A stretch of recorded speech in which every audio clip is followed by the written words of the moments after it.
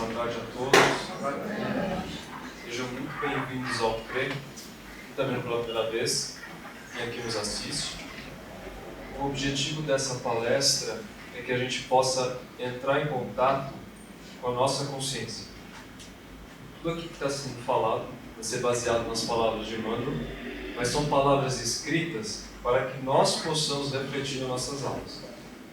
E qual é o capítulo de hoje? O capítulo que fala sobre auto-libertação. Então, a psicografia de Chico Xavier, pelo Espírito Emmanuel. Note a palavra auto-libertação. Quando nós precisamos nos libertar, é porque tem alguma coisa que nos prende, certo? No entanto, é preciso de uma chave para poder libertar-nos. Qual é o nome dessa chave? Em primeiro lugar, ela se chama vontade. Muito se fala que tem certas questões que a gente passa que não tem como, não dá. São os arrastamentos irresistíveis, como está no Livro dos Espíritos. Mas é questionado isso. Existe arrastamento irresistível para o mal? E a resposta é não. O que existe é pouca vontade. Quando se fala, por exemplo, a carne é fraca, Kardec vai dizer, a carne é fraca porque o espírito é fraco. Então, em primeiro lugar, a autoconsciência de que para a libertação é preciso direcionar a vontade. Vontade essa que consegue ser manifestada e vencer qualquer circunstância, que é um dos derivativos da palavra fé. Tá? A gente começa com essa consciência. E Emmanuel vai dizer, libertar do quê?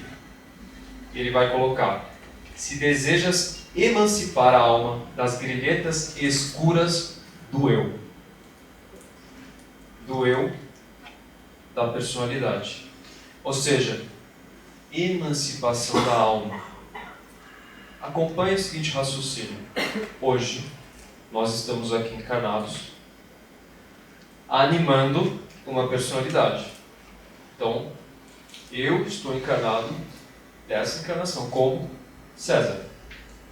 Mas eu não sou o César, é uma das minhas personalidades. Ok? Eu estou César. O ponto é, existe algo que é a nossa individualidade que vai muito além das grilhetas escuras do eu. O que são grilhetas? São algemas. Sabe aquelas algemas que se colocam nas pernas? Antigamente os prisioneiros forçados, trabalhos forçados? São essas algemas. E quando nós estamos dessa forma, a escuridão vem do nosso psiquismo. Então, questões de hábitos, questões de pensamentos, questões que nós estamos passando hoje, tudo isso é fruto da nossa consciência. E Emmanuel, para explicar melhor essa história, ele vai se valer de uma passagem do Evangelho, que é de Paulo, quando ele diz, nada trouxemos para este mundo, e manifesto é que nada podemos levar dele. Será? Será que nada levamos desse mundo? Então, isso é uma questão que muitas vezes a gente se questiona. Por que a gente não pode levar nada desse mundo? Paulo está querendo dizer aqui em relação à questão material. Materialmente falando, nós não vamos levar nada. E espiritualmente, vamos levar? Sim. Será que, se eu fumo com constância, eu vou lesionar meus órgãos físicos e aí eu desencarno, fica por isso mesmo? Não. Será que é por acaso que algumas crianças nascem com asma forte, bronquite e outras questões de ordem respiratória? Será que é por acaso que seres humanos que infelizmente foram para a via do suicídio, seja por envenenamento, renascem com questões gástricas muito severas? Existe acaso nisso? Nós somos usufrutuários do nosso corpo. E tudo que fazemos em nossas vidas tem consequências. Boas ou ruins. Agora, quem determina o destino da nossa vida? Nós. Eu. Entende a autolibertação?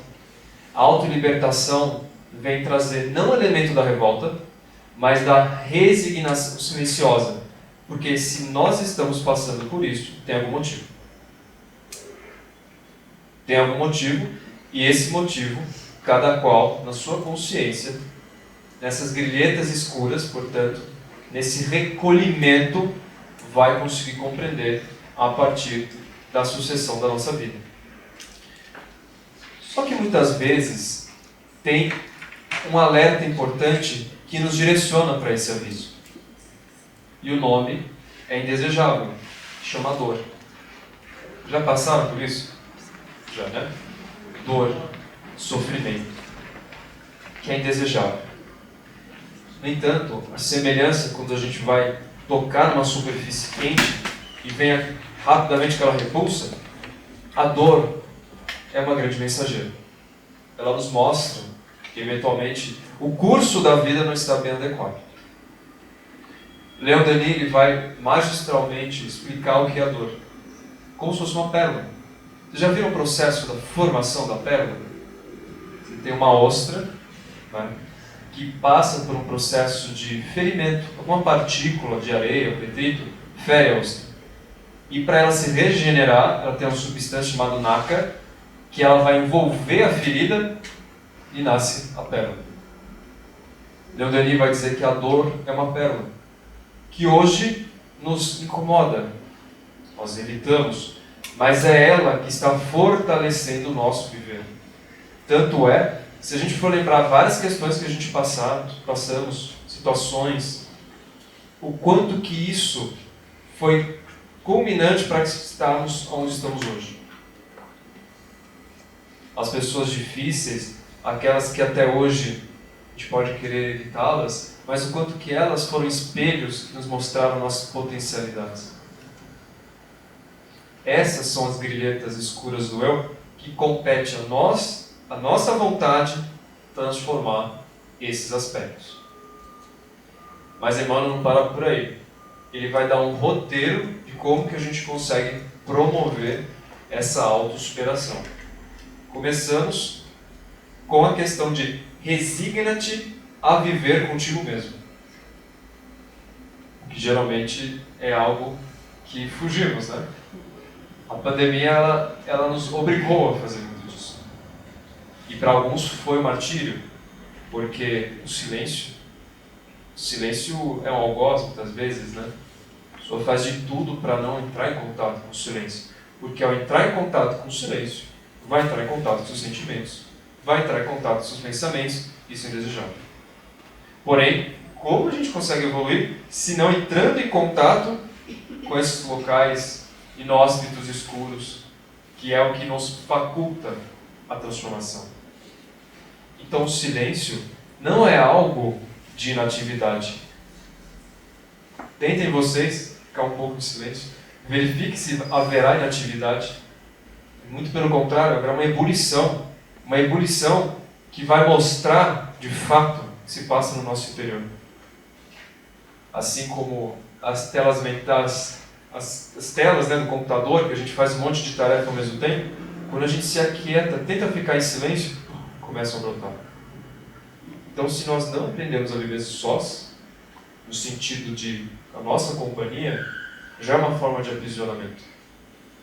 E vai comentar sobre aquele que conhece a própria pequenez, esse sim realmente é grande. E aí está Sócrates para falar isso, né? Quem é considerado o mais sábio? Naquela época perguntaram para o oráculo de Delfos. Falaram, Sócrates, por quê? Porque ele sabia que ele nada sabia. Ele falou, só sei que nada sei. Hoje em dia é o contrário, né? Só sei que eu tudo tenho que saber. Mas há uma singela diferença entre conhecimento, entre sabedoria. Pode-se ter todos os conhecimentos. A aplicação do conhecimento que determina a sabedoria. Me dá um exemplo, claro. Quem aqui já leu o Evangelho inteiro? Acredito que vários, né? Mas quanto que a gente está realmente aplicando isso com sabedoria? E não estou falando dessa encarnação, não. São 2000 anos aí para aprender, talvez um pouquinho, um capítulo ou outro. Por quê? Vontade. Vontade é uma força matriz. O que são virtudes? É algo que eu vou num lugar, eu faço um curso, eu leio um livro, nossa, agora eu estou virtuoso. Estou ótimo. Já posso dar aula de virtude. Não. Não adianta você ler um livro. Tem que o quê? Praticar. E se fosse fácil? Não era virtude. Era vício. Era defeito. né? Facilidades que nos deslocam do nosso ser. Estávamos falando recentemente, no primeiro ano, os cursos regulares, o quanto que essa geração, e não incluo essa geração que está nascendo, mas todos nós que estamos nesse momento, tem uma frase em alemão que capta isso muito bem, que é Zeitgeist, que é o espírito do tempo. Então, o espírito do tempo que estamos vivendo hoje, o quanto que essa geração está vivendo uma demência digital. Concorda? A ponto de quando vai ler alguma obra espírita, falar, nossa, como é difícil ler. Ou, como é difícil interpretar isso. No entanto, quais são os estímulos que nós estamos sendo submetidos? Ao nosso livre-arbítrio. O quanto que a leitura está sendo cada vez mais colocada de lado. O quanto que só faz sentido gratificações instantâneas, acostumando a psique a somente ter isso. Portanto, essas grilhetas escuras, elas são frutos de um trabalho interno que a dor é uma grande emissária. Então, muitos dos nossos sofrimentos hoje têm uma bem-aventurança. Por isso, bem-aventurados sofredores, porque serão consolados. Mas tem um ponto aí. A gente tem duas escolhas. Ou a gente paralisa na dor, que é algo que pode acontecer, ou a gente segue adiante. Por isso que uma das traduções da bem-aventurança é: em marcha, aqueles que enlutam. De luto. O luto não de perder uma pessoa querida, o luto de consolidações da vida como um todo. Aqueles que enlutam, porque eles seguem adiante. Quando a gente passa pelo luto, a gente segue adiante. Então, nós estamos sendo convidados a entrar nessas câmaras escuras, com autocompaixão. Não à toa, na alquimia, se falava da pedra filosofal, que não é algo físico, mas é uma jornada da alma para a alma. E o primeiro estágio da pedra filosofal é o nigredo. É a morte espiritual, essa escuridão, que a gente está sendo convidado. Por isso que Emmanuel vai dizer que a gente nunca pode supor que a dor do vizinho é menor ou maior que a nossa, e tampouco comparação. E sabe qual a forma mais fácil de ficar infeliz na vida? Comparação. Tem um livro que fala sobre isso, sabia? Aí fala assim, você começa a ler o livro e fala assim, se imagina você começa a comparar com Mozart, com 5 anos ele já tinha a primeira sinfonia, já tinha feito isso, aquilo, com 12 anos já tinha várias outras sinfonias, fala, nossa, tô sem alegria de viver agora, né? Cada um está no seu processo evolutivo. Pouco importa os feitos do outro, que podem nos inspirar, mas eu não consigo mudar o outro, só consigo me mudar. E se o outro é fonte de inspiração, que bom! Nós carecemos de exemplos sociais que nos trazem essa libertação. Os exemplos que são vigentes são aqueles que, na verdade, trazem mais escuridão. Por esse motivo, de novo, a questão da vontade. Então, tem uma história, inclusive, que fala sobre isso, de um homem que estava muito incomodado com a cruz dele. Estava pesado. Sabe, todos nós carregamos nossa cruz, mas a cruz dele estava muito pesada. E aí um dia ele orou com fé. E a gente sabe que todas as nossas orações, elas são ouvidas. Não quer dizer que seja atendida, né? É que nem ouvidoria. Você manda para ouvidoria, mas uma coisa é o que vem a partir do que é manifestado. Por quê? Porque é muito limitada a nossa percepção do que é melhor para nós, certo? Quem aqui ia querer passar por dor, sofrimento? Todo mundo quer ser feliz sem dor, certo? É um processo que é digno, parte do ser humano. E ele entra em contato com o mentor dele aparece em sonho e diz para ele, você comentou que sua cruz está muito pesada, né? Sim. O seu apelo foi atendido. Nós vamos trocar sua cruz. Então você me acompanha. Foi lá, tinha uma sala ao lado do plano espiritual, que era a sala das cruzes. E aí quando ele entrou lá, tinha cruz de marfim, cruz de rubi, cruz de ouro, cruz de prata, vários tipos de cruz. Daí ele disse, ó, tem uma condição. Você pode escolher qualquer cruz. Só você escolher. Tá bom? Tá bom, tá bom. Ele escolheu a cruz, uma cruz assim, que não era lá tão pesada, que era tranquilo, que era essa cruz. Pronto, essa não pode. Mas você não falou que podia qualquer cruz? Sim, mas essa é a sua. Então, às vezes, existe uma reclamação, existe sofrimento, existe uma penúria, que, para os nossos olhos materiais, pode ter legitimidade, mas para o espiritual não. Porque o que hoje a gente vivencia tem reverberações também em outras vidas e outras questões que hoje a gente não lembra. E ainda bem que não lembra. Imagina se lembrasse. Imagina a pessoa casada, lembra que a outra fez mal, e olha para o que aconteceu. Aconteceu, eu fiz uma regressão e disse, você sabe o que aconteceu. Eu não fiz nada, não fez nada. E na outra encarnação que você fez isso aqui? Não, mas eu não estou sabendo, não está sabendo de nada, né? Imagina como seria. Então, tudo tem um motivo. Todo o sofrimento que a gente passa, todas as questões. E quando a gente vem, começa a estudar a seara espírita, participa, nós estamos sendo convidados para uma jornada da alma. Percebe que não é do eu. Sempre quando eu falo do eu, parece do eu, né? Mas não é do nosso eu. É mais profundo. É da alma. Quando a gente tem evangelização espírita aqui, nos sábados, a gente não está evangelizando crianças. A gente está evangelizando almas. É muito mais profundo. Então Emmanuel vai dizer para a gente superar esse combate ao melindre pessoal. Da mesma forma que todo dia a gente arruma a cama. Todo dia tomamos banho. Isso é fundamental, é um hábito de asseio espiritual. A higiene do espírito. Então, se a gente está habituado todos os dias a fazer uma oração, a agradecer, estamos com a nossa vontade criando outras condições. Agora, se a gente fica numa situação em que deixamos os pensamentos, os sentimentos se tornarem cada vez mais frequentes e pesar nessa negatividade, estamos sendo levados para o outro lado. De novo, isso é livre-arbítrio. Aí a pessoa fala assim, com certeza é obsessor. Estou cheio de obsessor, porque não é possível, estou com os pensamentos e tal. Aí quando vem fazer a obsessão, o obsessor fala, ela nem deixa ela me obsediar. Ela se obsedia sozinha, eu não consigo, porque só ela que se obsedia. Até o obsessor lhe pede, por favor, você pode deixar eu te obsediar? Porque só você se obsedia. Com seus pensamentos, seus sentimentos, não dá. Tá?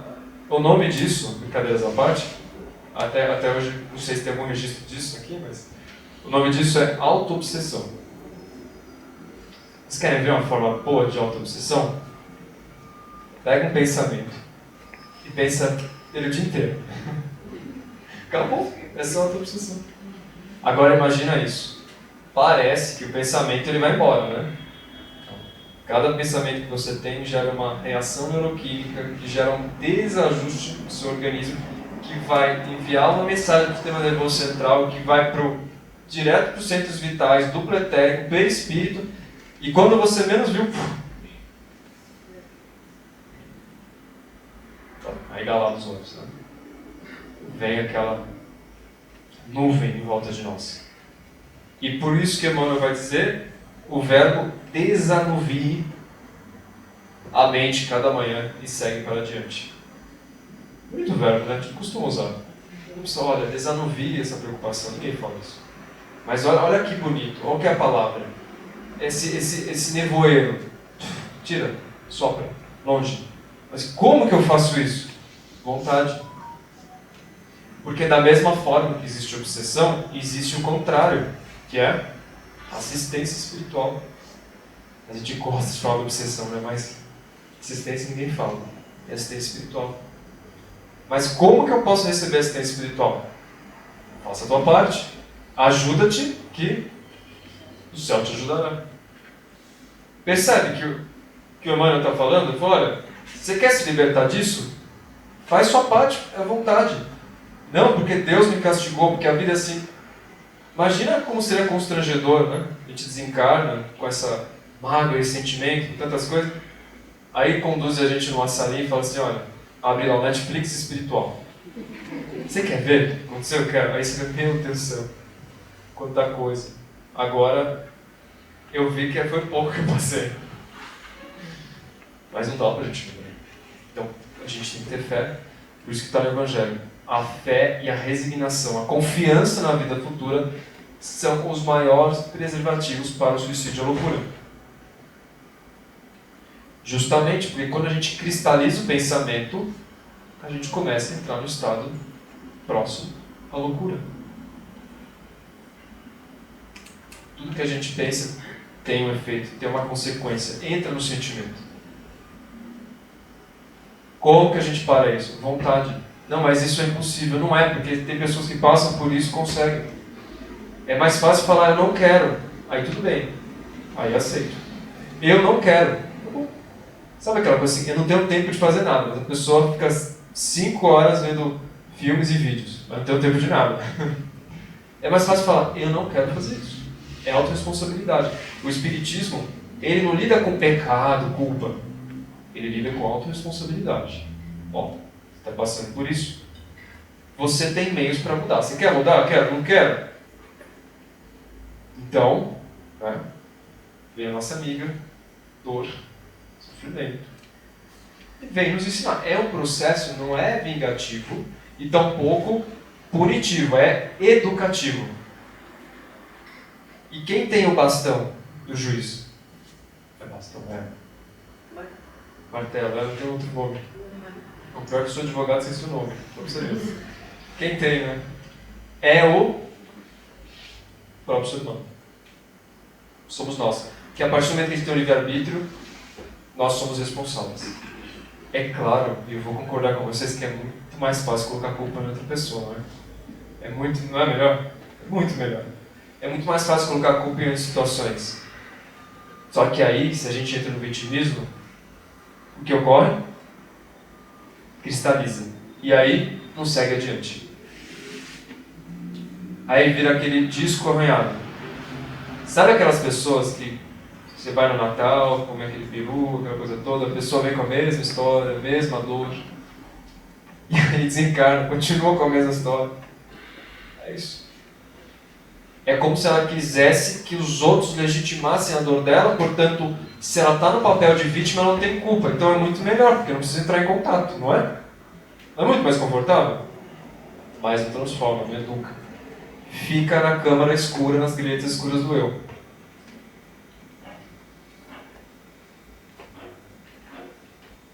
Então, por esse motivo, ele vai falar para a gente desanuviar e também vai nos recomendar a não ficar guardando sarcasmo, insulto no nosso coração. Que é como se a gente ficasse guardando espinhos na nossa casa. A gente traz espinhos para a nossa casa. Porque quando a gente perdoa, nós nos libertamos. Não compete a nós querer que o outro passe por aquilo outro, porque isso que vai acontecer, a justiça divina que vai determinar. Mas só o ato de se libertar, só o ato de perdoar, ele traz muitos elementos para a gente renovar a nossa vida. Agora, se é um perdão condicional, vai para a questão da mão fechada do eu.